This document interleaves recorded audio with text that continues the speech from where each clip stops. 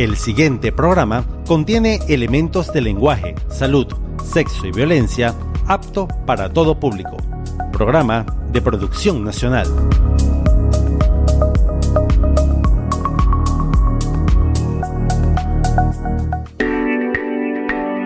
IUS Radio y el Instituto Universitario de Seguros no se hacen responsables por conceptos u opiniones emitidos en este programa.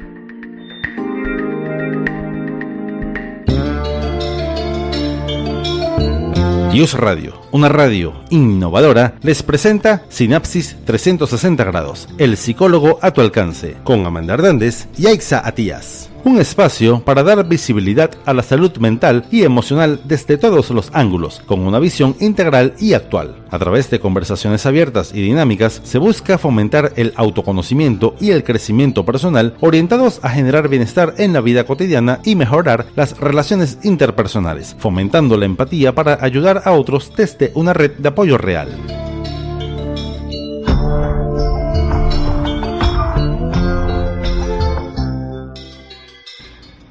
Bienvenidos y bienvenidas a su programa Sinapsis 360, un espacio para conversar sobre salud mental con sensibilidad, respeto y compromiso social. En la dirección general, Héctor Vadillo; en la coordinación de la estación, Carlos González; en la coordinación de producción, Juan Blanco; en el control técnico, Luis Bielma; y en la producción del espacio y ante el micrófono, quien les habla, Amanda Hernández, con certificado de locución 53.867. Estamos transmitiendo desde la ciudad de Caracas, Venezuela, a nivel nacional e internacional, a través de tu página web iusradio.com.be. Hoy vamos a conversar de un tema muy interesante y que, está en boga, y yo creo que está en boga desde hace mucho tiempo, ¿no? Que tiene que ver específicamente con hablar de la prevención del suicidio. ¿Por qué? Porque esto no es un tema de crisis individual, no es algo que le ataje solo a una persona. Es un problema realmente de salud pública, un problema que toca a familias, a comunidades, a escuelas y a profesionales, por supuesto. Es un problema que, sin duda alguna está en aumento tanto en adolescentes como en jóvenes y, eso es algo que de alguna manera nos ha estado afectando mucho. ¿Por qué? Porque el riesgo aumenta cuando se junta el aislamiento social, la desesperanza, el bullying, la violencia intrafamiliar y el consumo de sustancias. Los cambios intensos del estado del ánimo, la falta de espacios seguros para pedir ayuda y sobre todo este tema del mito, ¿no? De pensar que el hablar del tema incide o aumenta la posibilidad de que suceda, sin conocer que simplemente hablar del tema puede prevenirlo. ¿Por qué? Tenemos que darle luz a lo que parece oscuro. Vamos a ir a una pausa musical y ya regresamos. Estás escuchando Sinapsis 360 grados, el psicólogo a tu alcance, con Amanda Hernández y Aixa Atías. Volvemos con este tema que sin duda mueve muchas fibras. ¿Por qué? Porque la prevención del suicidio tiene mucho que ver porque los casos suceden. Acá en Venezuela, de hecho, la frecuencia puede considerarse ahorita para el 2026 de 16 personas. Y le estamos hablando de registros del Observatorio de Venezuela, Violencias de Venezuela. Imagínense la cantidad de personas que no tenemos registradas. Entonces, es importante darnos cuenta que la crisis está, sobre todo en jóvenes, incluyendo en niños, como lo habíamos mencionado en otro episodio, ¿no? Entonces es importante que nosotros recordemos y estemos muy atentos a lo que son signos o señales de prevenirlo, de estar alerta. ¿Qué quiere decir? Si una persona de repente habla del tema, si una persona yo veo que está cambiando su comportamiento, si una persona de repente en el mismo contexto se siente en desesperanza, de repente empieza a cambiar su discurso a decir que se siente vacío, que ha perdido el sentido de la vida, eso ya es una señal que como amigo, vecino, tío, familiar tenemos que prestarle atención, no lo subestimemos.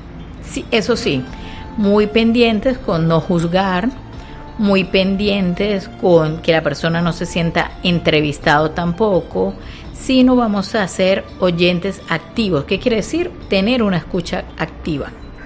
¿Por qué? Porque no es igual cuando una persona se encuentra en un contexto sano a personas que de repente pueden estar en un entorno, aquí hablando un poco de los adolescentes, en un entorno de violencia intrafamiliar, un entorno donde se han vivido abusos, donde existe el consumo de estupefacientes todo esto puede generar ciertas señales de que esta persona puede generar ciertos factores de riesgo, ¿no? Porque el entorno también debe ser saludable, y esto es algo que yo estoy trabajando y enfocando mucho, que no se puede hablar de salud mental si el contexto tampoco lo permite.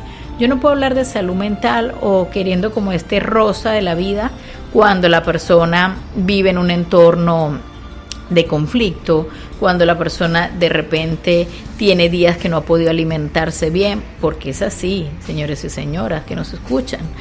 Existen personas que solo comen una vez al día, existen personas que están padeciendo una enfermedad, que tienen a su hijo hospitalizado, que sin duda alguna ha vivido algún tipo de tragedia y están pasando un momento muy crítico, y aquí es donde yo invito a la empatía, a conectar con las otras personas. ¿Por qué? Porque se requiere que nosotros podamos también entender que mi vida no necesariamente es igual a la vida de otra persona. Existen otras realidades más allá de mi entorno y de lo que yo veo. Entonces es importante que según eso nosotros podamos observar y entender que existe mucho más allá.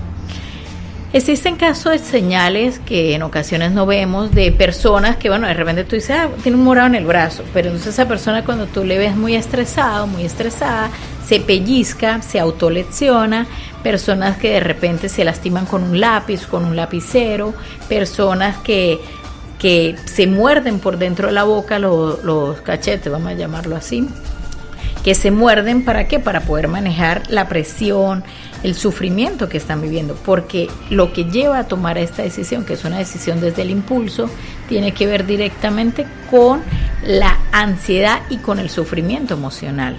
Toda persona que toma esta decisión de acabar con su vida está en un sufrimiento absoluto, donde está en oscuridad, donde ve desesperanza, donde no ve salidas. Y por lo tanto toma la decisión de una manera, digamos, impulsiva. De hecho, hoy en día en las páginas web que pueden revisar, uno de los mayores índices de búsqueda tiene que ver con esto. Y no tiene que ver específicamente cómo buscar ayuda, cómo tengo herramientas. No, tiene que ver con cómo lo realizo. Y esto no está, digamos, encriptado, esto no tiene medidas de alarma. Hay algunas páginas como Instagram, por ejemplo, que si la persona coloca la palabra, te dice, necesitas ayuda y te de alguna manera te deriva a otro tipo de páginas. Pero en general el internet te puede dar resultados. Entonces por eso es muy importante que los padres estén alerta de las búsquedas de los adolescentes, y no solo adolescentes, de niños. Existen casos de niños de 6, 8, 9 años. ¿Por qué? Porque hay búsqueda de información desenfrenada que sin duda alguna pueden encontrar cosas en casa que hagan que puedan, además de esto, llevar a cabo la decisión. Entonces por eso es importante que estemos alerta en prevenirlo. No podemos decir, esto no es nada, esto simplemente es una etapa, porque lo he escuchado de esa forma, ya se le va a pasar. Porque, señores, puede que no se le pase, puede que esto lleve mucho más allá de solo un pensamiento, una ideación suicida. Esto puede llevar al hecho en sí. Entonces es lo que queremos trabajar, ¿no? Y aparte de eso, también el detectar la señal a tiempo puede generar una red de apoyo. Una red de apoyo que no solamente esté acompañada por los padres, también por los vecinos. ¿Qué sucede cuando de repente ustedes ven que hay un hombre adulto que se para fuera de la casa y no quiere entrar? Porque sí, hay hombres que me dicen, es que no quiero entrar, porque es que yo voy a entrar y no tengo paz en esa casa, y empiezan a dar vueltas en el carro. Y realmente es alarmante cuando tú dices, imagínate lo incómodo del ambiente hostil que debe estar viviendo esta persona para que no quiera entrar a su lugar seguro, que debería ser su casa. Aquí es donde yo les pregunto, entonces, ¿pudiéramos considerar eso un lugar seguro? Sí, oyente, si tú no te sientes seguro en el lugar donde vas a entrar, si tú no te sientes bien, digamos, donde estás, quiere decir que no necesariamente es un lugar seguro. Entonces, digamos que por allí es un poco lo que vamos considerando, ¿no? Entonces, yo creo que también para esto vamos a tener una invitada muy especial que es la doctora psiquiatra María Luisa, y bueno, ella nos va a acompañar en el espacio para también conocer un poco de este otro lado, ¿no? Porque más allá de repente yo hablarlo desde la psicología, desde esa claridad, también tenemos otra mirada. Y la otra mirada, bueno, nos la da por supuesto la doctora María Luisa, que ya nos está acompañando y nos va a dar como esta mirada de qué está sucediendo, ¿no? En este contexto venezolano. ¿Qué está sucediendo y qué es lo que está pasando? Bienvenida, María Luisa, gracias por estar aquí. Hola, feliz de estar contigo aquí, primeramente hoy sábado en la mañana. Y bueno, conversar de algo que no todos quieren conversar, o sea, no todo el mundo quiere mostrar. Y que a veces da miedo hablar de esto, o sea, todo lo quieren ocultar, todo lo que tenga que ver con el suicidio. Sí, porque de alguna manera es como que lo incitamos, ¿no? Ese es un gran mito. Sí, ahorita sí, y esta semana cerca del servicio del Hospital Vargas, que brindamos psicología y psiquiatría, vinieron casos bastante fuertes, o sea, en menos de una semana. Entonces, esto está causando más conmoción a nivel social y ya no sabemos o sea, ya tiene que haber mucho más grupo de apoyo. Sí, porque no nos damos abasto, o sea, como profesionales de salud mental no nos damos abasto, esa es la realidad. Es la realidad. Y la cantidad de seguimiento que tiene que existir, sí, ¿no? Además. Sí, y que a veces ese seguimiento se hace en grupos, pero después eso se difumina, esos grupos se olvidan y no recuerdan que siempre hay personas que necesitan ayuda, que necesitan ser escuchadas, que necesitan apenas un abrazo. Y hay gente que no sabe abrazar. En estos días estuve en consulta una muchacha que vino por una situación similar y me dice, es que me cuesta abrazar. Entonces son cosas que a veces no tomamos en serio, como un abrazo, como el escuchar, como el decir, vamos a consulta, porque no, yo no voy al psicólogo ni voy al psiquiatra porque no estoy loca. Entonces eso es lo que tenemos que quitar aquí en la etiqueta de decir, ya esto no es ya no es un loquero, es alguien que me va a asesorar la vida. Sí, que me va a orientar y que de alguna manera me va a acompañar, porque yo diría que más que todo es acompañar. El tema del aumento, y no sé, de estos casos que nos comentas, o sea, a mí me llama mucho la atención el tema de que esto está en mayor índice en niños, niñas y adolescentes, ¿no? Y adultos jóvenes.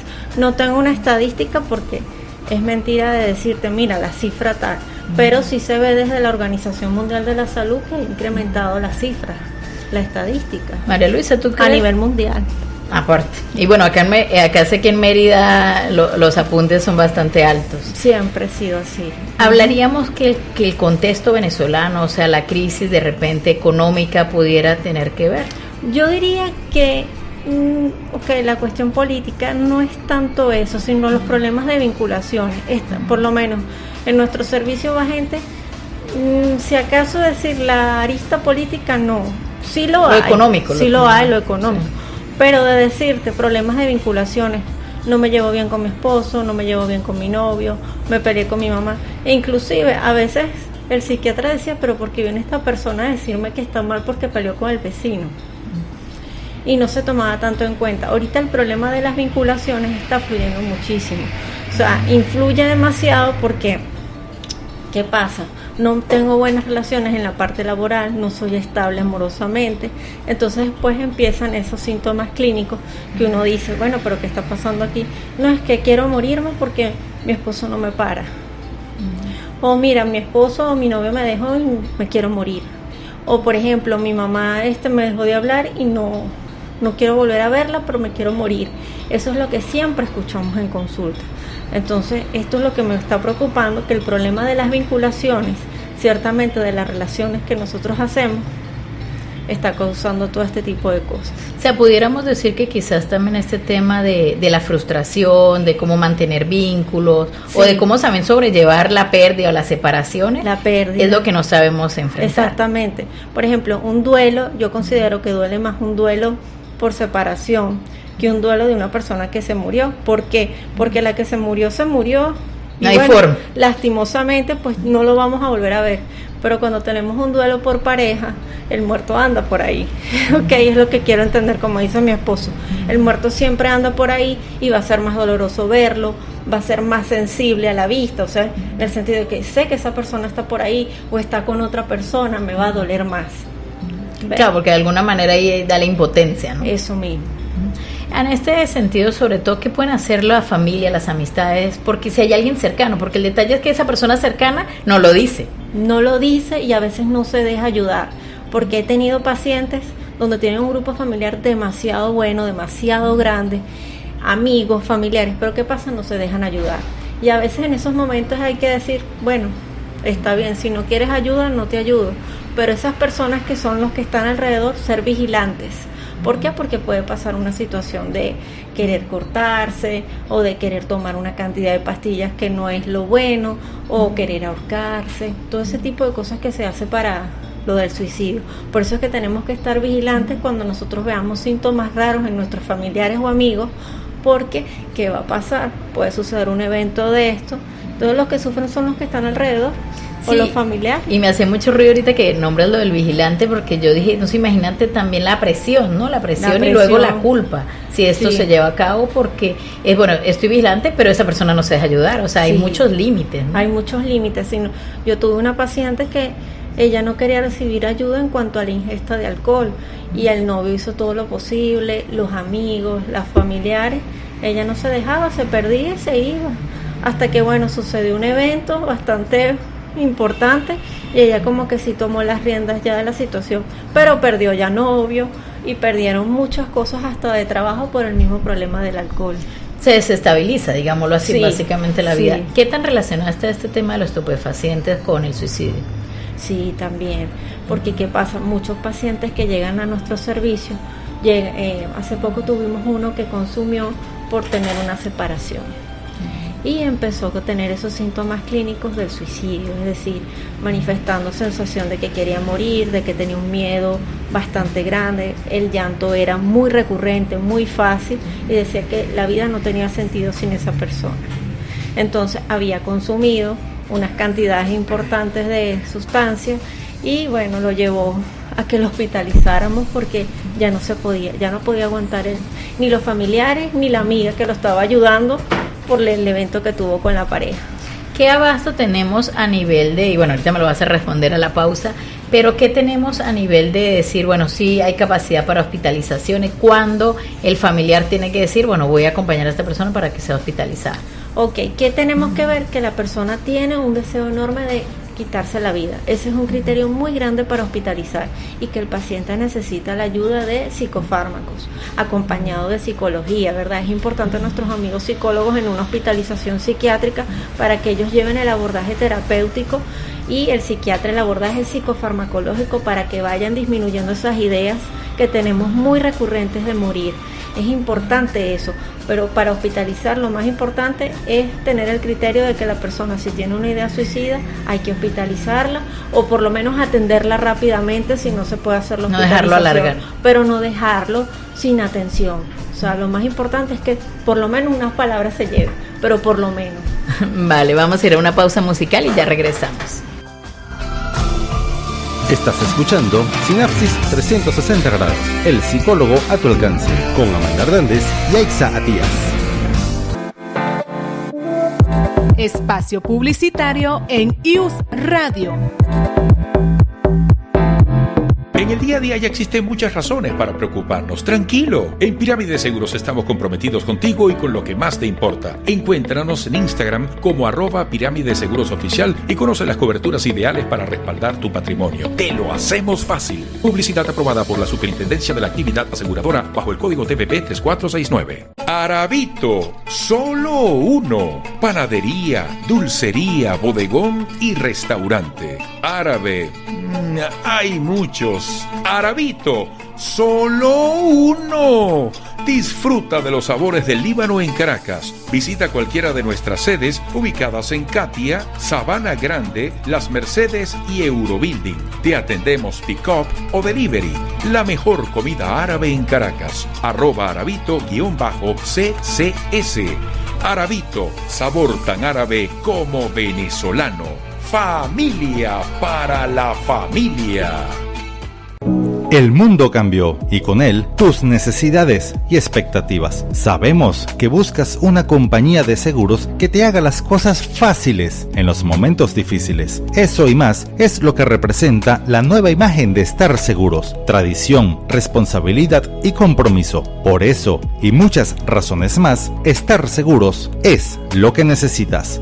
Publicidad autorizada por la Superintendencia de la Actividad Aseguradora.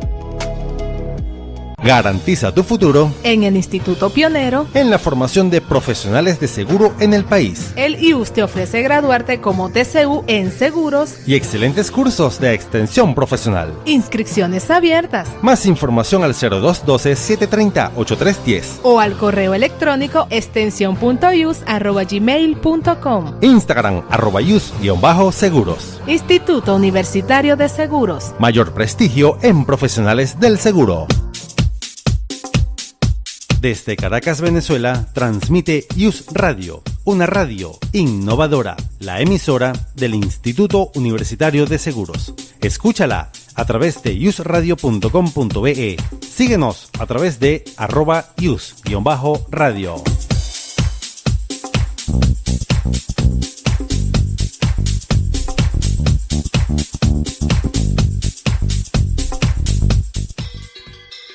Estás escuchando Sinapsis 360 grados, el psicólogo a tu alcance, con Amanda Hernández y Aixa Atías.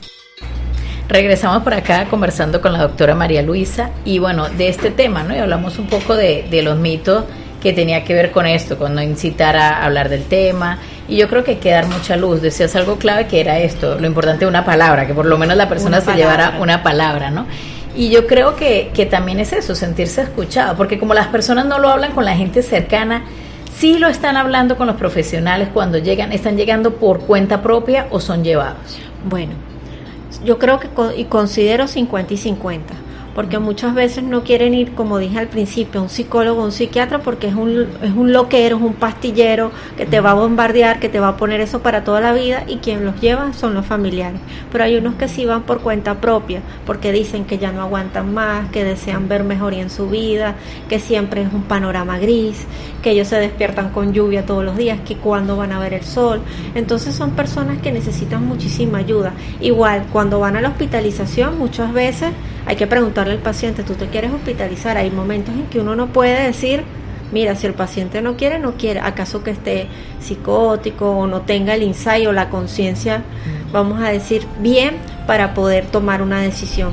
Pero sí es importante estos pacientes que tengan el apoyo, no importa familiar, sino un amigo. Y lo más triste, Amanda, es cuando llega un paciente y te dice: es que yo no tengo ni siquiera ni un amigo, doctora, o ni siquiera tengo dónde pasar la noche, o ni siquiera tengo una camita en la noche para dormir. O sea, yo llego y pago una habitación por ahí, pero a veces no me queda más dinero. Eso es lo triste, que a veces llega al hospital. Claro, y es la realidad, porque era un poco lo que yo decía, quitar lo rosa, que detrás de todo ese sufrimiento que las personas están pasando, hay realidades. Hay realidades. Realidades como no tener un techo, realidad como no tener comida, sí. Y son realidades a las que no podemos tampoco voltear la cara, ¿no? Y que también a veces no hay un techo por un abandono familiar también, porque el hijo bota al papá o a la mamá porque ya no le sirve, porque ella ya se casó y necesita la casa. O sea, independientemente hay hijos así, también es rudo. Por eso digo que el problema de las vinculaciones, no me llevo bien con mi mamá, no me llevo bien con mi papá. Entonces, a futuro, ¿qué es lo que vas a sembrar para unos hijos?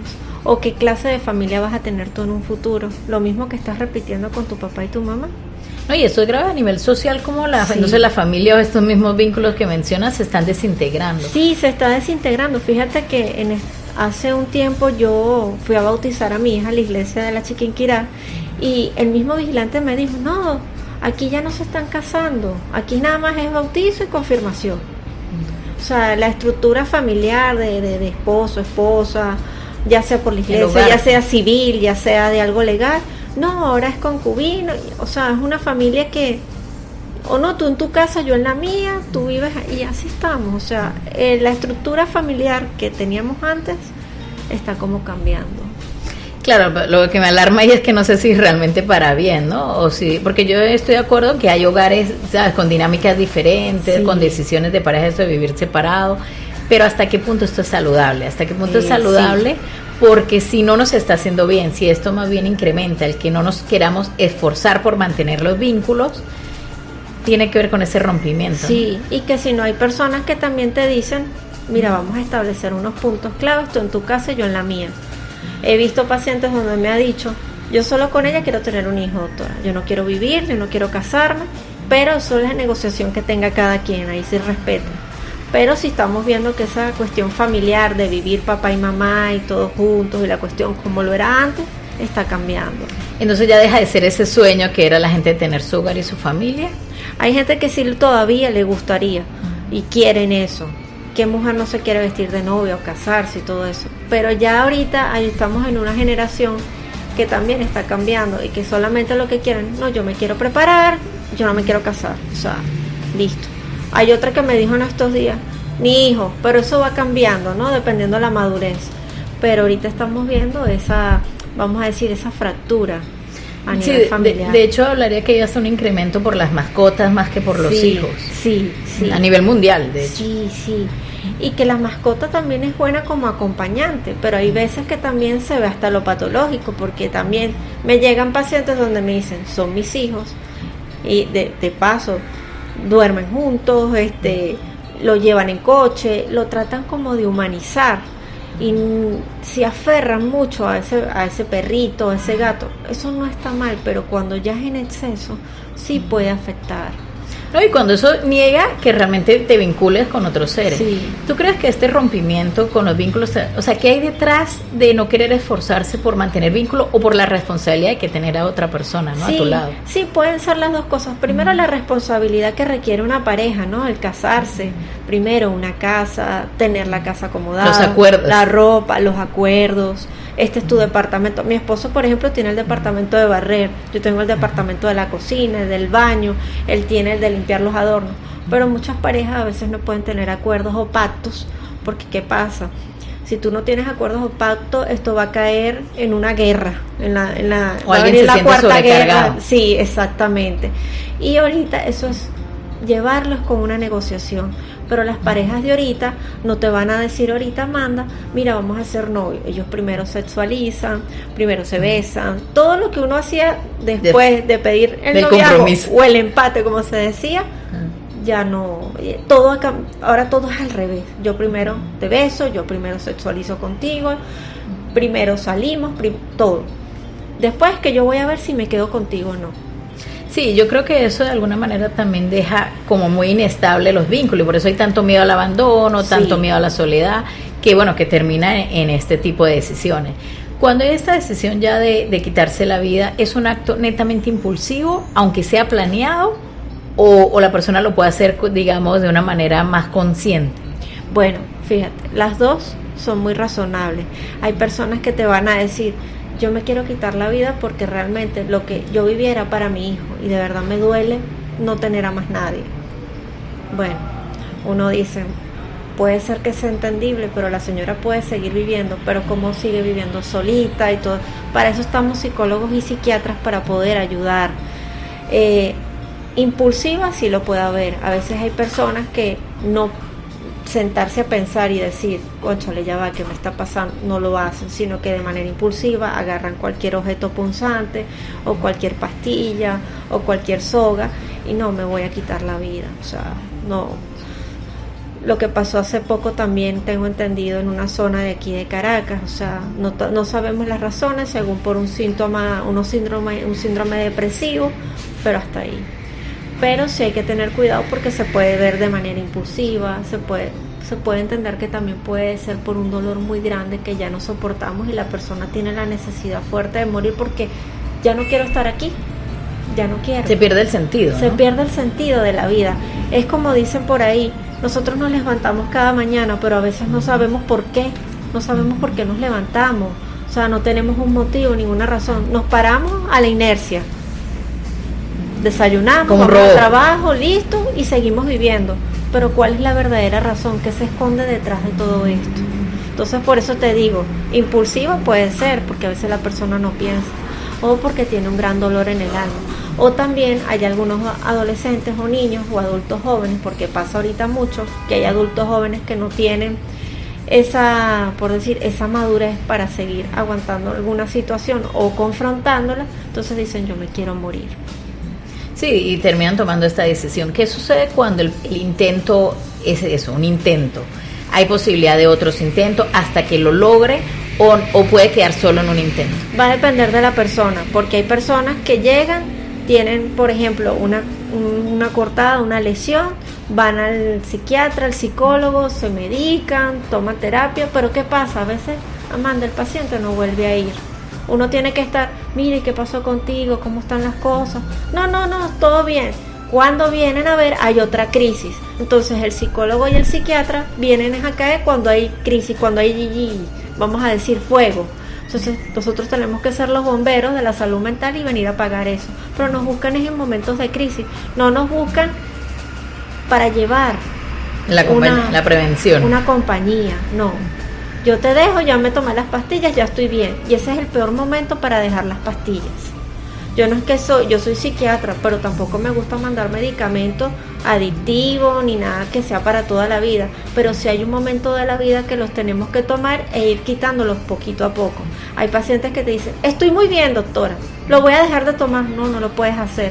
Y es el peor momento para dejarlo. Cuando tú dices, estoy bien, es el peor momento porque ¿qué pasa? Yo lo dejo y vienen los signos rebotes después. Y vienen peor a consulta como vinieron la primera vez. O sea, por eso el tratamiento psiquiátrico hay que irlo quitando poquito a poquito.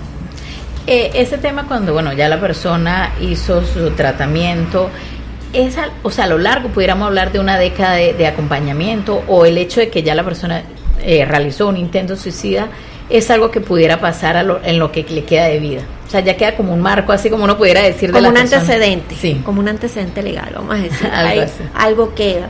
Por eso es que siempre tiene que contener ese acompañamiento. Si la persona estuvo marcada en la adolescencia por un problema que intentó suicidarse, de que tuvo algo depresivo, siempre estar vigilante de cómo está tu salud mental. Porque mayormente vamos al psiquiatra o al psicólogo, vuelvo y repito, por una crisis. Pero no vamos como al internista que te controla la atención. Igual pasa aquí. A consulta ya hay una muchacha que ya va cada 6 meses. Doctora, vengo a verme. Pero ella tuvo unas crisis hace unos años y ella dijo, no, cada 6 meses voy a ir a vigilarme como estoy, por si acaso, ¿qué va a pasar? Pero si hubo un antecedente desde joven, hay que tener mucho cuidado más adelante, porque puede pasar que a lo mejor tú no estás preparado para llevar el problema que te viene, o no estás preparado para saber llevar la situación futura que estás teniendo. O sea, porque hay personas que se descompensan total, que al enterarse de una noticia, que al enterarse de que, o algo que hayan visto, caen en sí, o sea, se ponen muy vulnerables y no saben manejar la situación. Entonces, esa consulta psiquiátrica o psicológica de hace años, la dejaste fue ahí, y el psicólogo también está en el trabajo de decir, mira, vamos, reconoce, este es tu trabajo, vamos a hacer que no tengas más crisis de ansiedad en un futuro, pero con las herramientas que te voy a dar, pero dejan de ir. Que eso es lo otro que sucede, sí, digamos. Sí. Pudiéramos asumir que cuando la persona ya comete el acto, la familia que de repente pudo notar señales o que después empiezan a divagar, de repente cuando va a acompañar a persona, sí, es que hubo esta señal y ahí se empiezan a ver muchas señales, es que se niegan a reconocerlo o a no ver que en mi familia puede pasar. Bueno, a veces la vergüenza de saber que hay alguien que está pasando por un problema de salud mental y lo esconden. Como un estigma ahí. Sí, lo niegan. O lo encierran ahí y lo dejan en el cuarto, como pasa muchas veces. Y lo otro puede ser también, me da miedo. O sea, el familiar siempre trata como de esconder. Hay unos que sí van, y he tenido pacientes que me dicen, los familiares más que todo, yo quiero ir a consulta, pero voy a ir yo por mi hijo, para yo decirle primero lo que está pasando y yo después veo si lo puedo traer. Eso también sucede.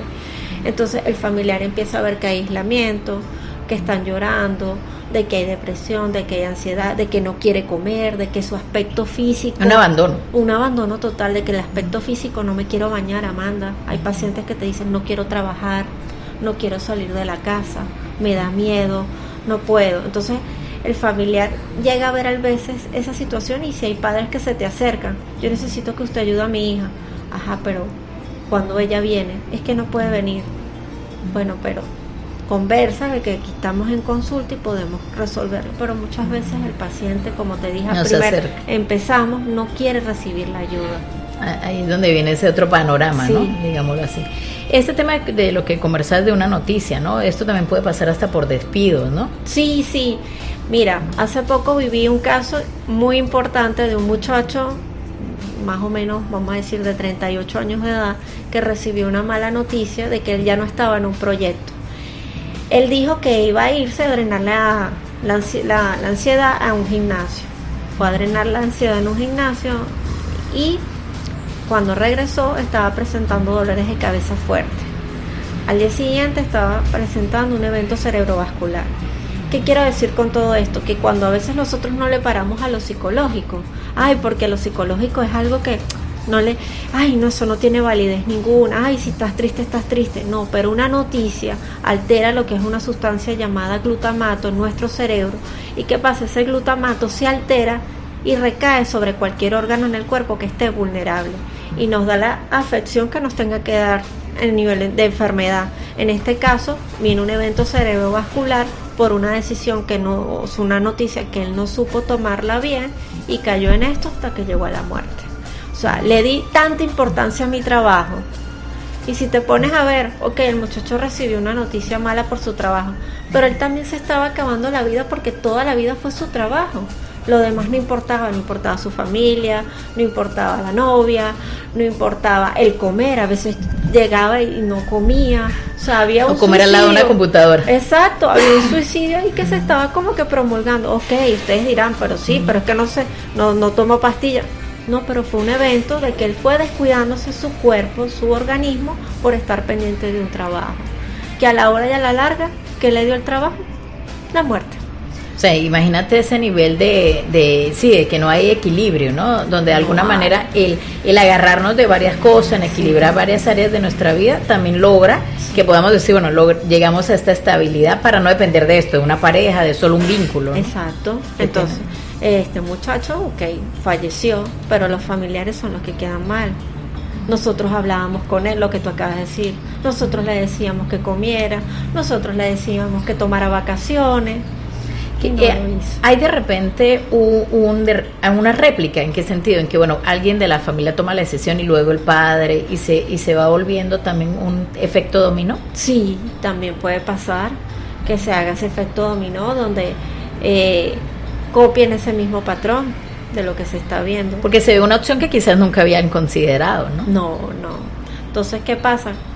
Ya ellos estaban viendo unos años atrás lo que estaba pasando, que este muchacho se estaba entregando al trabajo total y le decían, y él se molestaba, le decían, pero no, lamentándolo mucho, ya no se podía hacer nada. O sea, por eso es que a veces los familiares se cansan o se queman, tienen ese síndrome del cuidador, de estar ahí pendiente del familiar.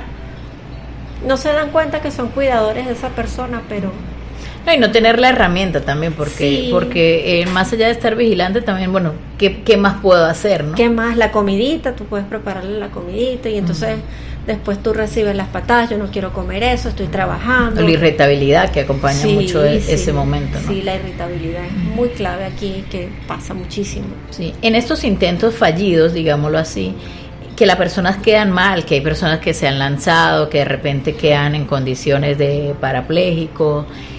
¿Qué viene ahora? Porque ahora el sufrimiento genera un nuevo contexto, ¿no? Más carga también familiar, porque si quedó parapléjico y todo eso, lo que pasa puede ser que van a haber más gastos también económicos, es decir, una cama, el colchón antiescara, mira que ya no me puedo mover, el baño, todo es más trabajo, más demanda para el familiar. El familiar te puede decir, no, pero yo lo hago con cariño y todo eso, porque es mi familiar, es mi hijo, es mi hija, es mi abuelo, es mi mamá. Pero no, igual. Es una realidad. Igual es una realidad. Y la persona que está en ese sufrimiento, ahorita, que también ha estado en boca este tema de la eutanasia, que se han tomado decisiones, ¿consideras que Venezuela estaría preparado socialmente para esto, a nivel de políticas públicas? Es difícil, pero hasta ahora muchos, vamos a decir, muchos médicos ahorita, por los que yo conozco, hasta ahora, me dicen que no. No lo ven. No lo vemos. ¿Hay un tema que es religioso? ¿Qué crees tú? Es una mezcla de todo, cultural, religiosa, política, o sea, de todo. Pero hasta ahorita en nuestro país, es decir, eutanasia es como bastante difícil, hay que tenerlo, hay que llevarlo a discusión, e inclusive hasta una discusión Asamblea Nacional y todo. Para llegar a ese punto. Señor. Sí, sobre todo médica. Sobre todo entendiendo estos casos de personas que están en un sufrimiento, digámoslo, como de repente se ha visto acá en el hermano país en Colombia, donde, bueno, sufren mucho, ¿no? Y tiene que haber un estudio de un equipo multidisciplinario para llegar a tomar una medida así, ¿no? Claro, entre internistas, médicos paleontólogos, que también son importantísimos aquí. Pero ahorita decir Venezuela de llevar esta batuta, no lo vemos. Todavía, por ejemplo, por decirlo así, el colegio médico aún no ha promulgado nada, ni la Federación Médica, hasta ahora no se ha dicho nada actualmente, no sé otros años, pero ahorita en la actualidad no se roza. No. En el tema de los intentos con niños y niñas, ¿se involucran, no sé si desde el hospital hacen un llamado al Consejo de Protección? Siempre se trabaja de la mano con el Consejo de Protección. Yo no tengo servicio de psicología infantil, es el que llama mi esposo, el servicio de psicología. Antes tenía un psiquiatra infantil, pero se fue. Pero en psicología infantil es importante trabajar siempre con el Consejo de Protección, y que ahora estamos viendo que está viniendo son las abuelitas a traer a los niños, porque muchos papás no están o pues están trabajando, se fueron del país. Entonces siempre es importante tener la hojita del Consejo de Protección del oficio que le dan la autoridad a la abuela para que pueda llevarlo a las consultas. Porque ¿qué pasa? A veces estos niños son llevados al servicio de psicología y el papá a lo mejor no sabe que su hijo está siendo visto por un psicólogo, entonces pues empieza a decir, le están lavando el cerebro a mi hijo, que no sé qué. Y ahora estamos viendo que las abuelitas o los tíos, las tías están teniendo esta responsabilidad, y es importante llevar siempre el oficio dirigido a que ellos tienen el cuido para poder verse en consulta, si no tienen papá y mamá. Claro, digamos que ahí hay un tema de responsabilidad legal del cuidador, sea quien sea, pues, si lo colocamos así. Sí, María Luisa, si pudieras dar un mensaje a la persona que se siente desesperanzada, que se siente solo, que no ve salida, ¿cuál sería? Bueno, primero que busque ayuda. ¿Dónde?